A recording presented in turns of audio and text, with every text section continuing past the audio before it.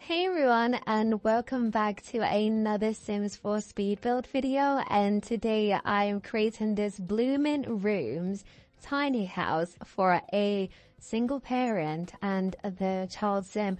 Or if you wanted to, you could just think of it as a 2-bedroom household. I made it specifically for a family, but it's for whatever reason. It's for what you want to do with it.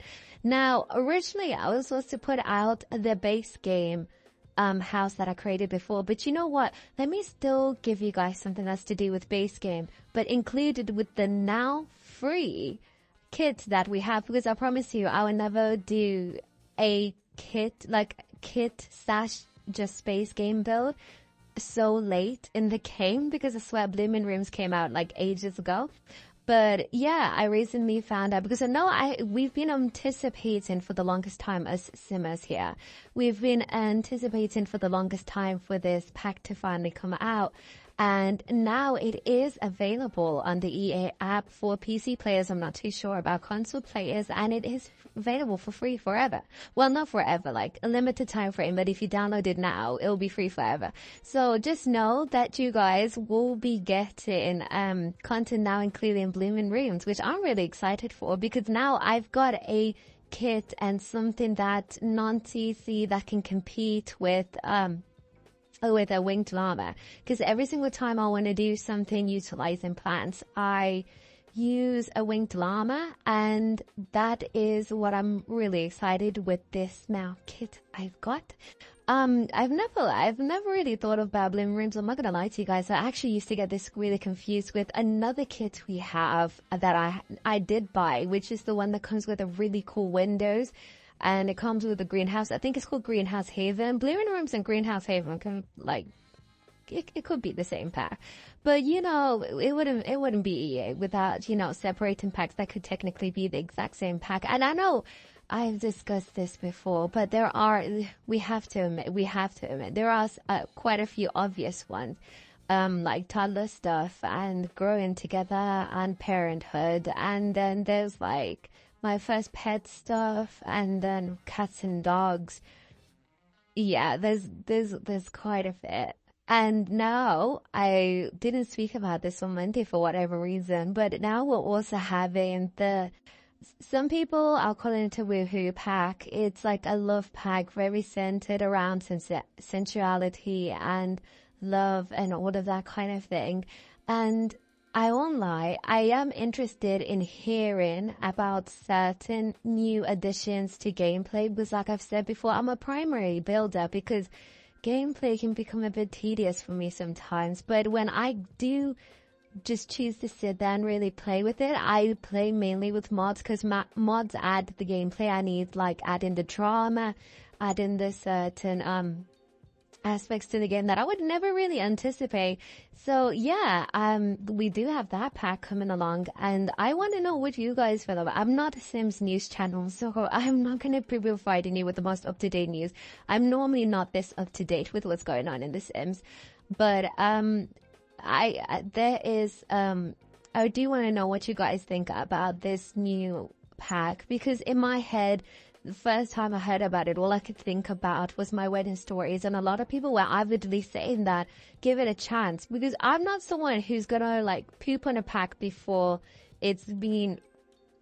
Actually, don't look through my videos in case I've done that before, but I think I've only been really around for a few, like, because I've only ever been really aware for like 4, and everything else was kind of up in the air. Like Crystal Creations, I wasn't excited for, and I'm still not excited for it.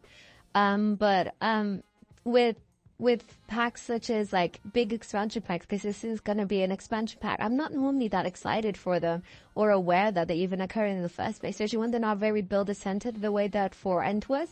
So this is an interesting side of Sims YouTube. It only took, what, 7 months for me to finally be a part of this.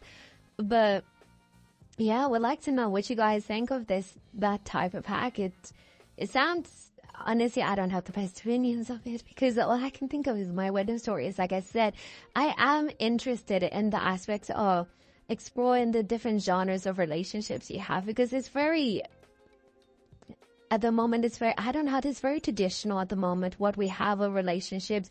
Like, even when you Sims do get divorced, they don't really form and act like a proper divorced relationship, or maybe they don't have the most, like most strict type of relationship, like formal relationships, or maybe like the friends with benefits or something. Like, we don't really have too much of that. And we don't have dated. I feel like, okay, you know what I would be so excited for? I wouldn't say this has to be the basis of the entire pack, because £40 ain't something to play with. £40, however much US dollars, but it's £40 in the UK. I think blind dates would be something really cool. And a lot of people say we probably won't get hotels in this pack. And honestly, probably not, but it would be a good pack to add hotels, because even though hotels can be family centered and it can be friend centered, and it doesn't always have to be regarding a romantic relationship. I think a lot of people do think, oh, we're doing something for our relationship, we're doing something for our anniversary, what do we do with that? Let's go to a hotel. But then again, it just makes me feel of my wedding stories. It does really. I think I'll be more excited for it if it was a game pack.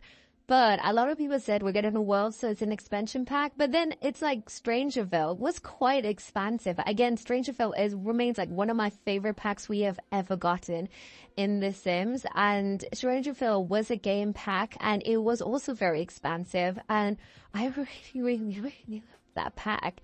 So it doesn't always equate to expansion pack equals new world. And the only reason I'm even getting it is the fact, like, I'm going to get it as soon as it comes out. Well, actually, it depends. Because if it comes out in June, I'm not going to lie to you guys, I'm not going to get it because I won't be.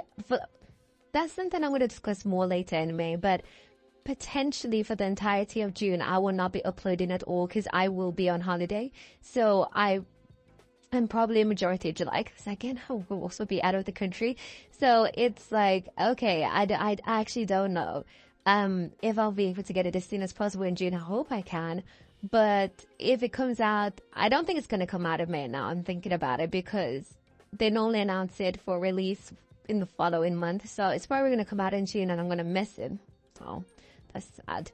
But anyways, yeah, the only reason I would try and get it as quickly as I can availably get it is because it is coming with a new world. And you guys know I love having lots of worlds. Like, I enjoy that aspect of The Sims and having multiple worlds, because using the same lots can be tiresome sometimes. Like, even when I was trying to find a lot to build this house for, I was just looking at all the worlds and I was like, no, none of you are really given the vibe that I want. Actually, the one world that was given the vibe that I want was Hanford or Bagley, but I was like, I can't do a world week, which is, if you guys didn't get what on earth is a world week?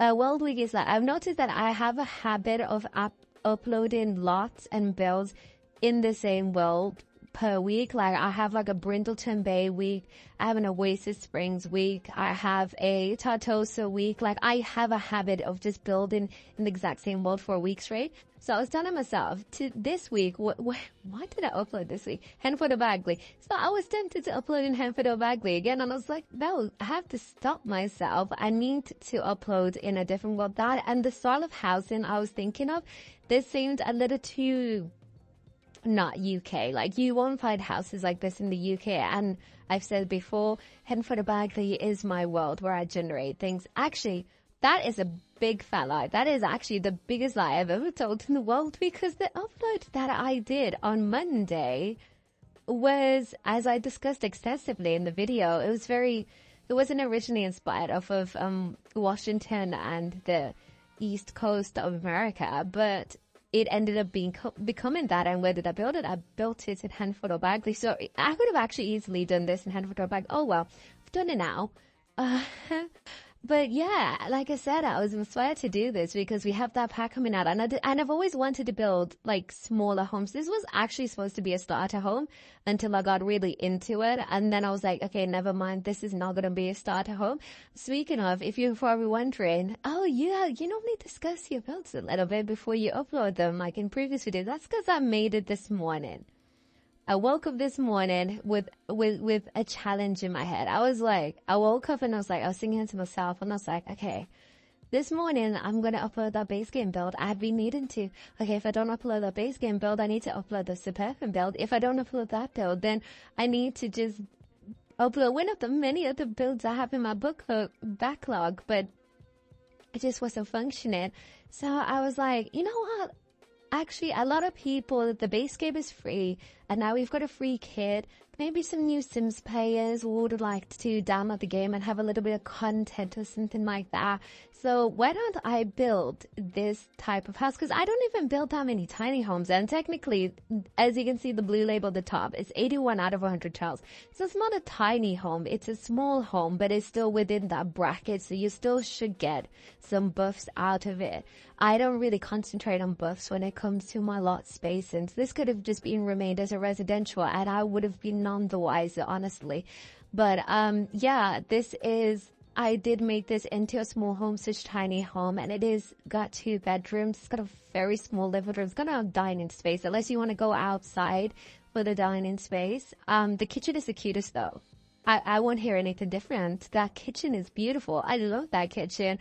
And I also love this little like botanical area. I imagine the Sims that live in this house is that she's a single mom. She was a single mom from quite a young age. She was always been interested in botany and stuff like that.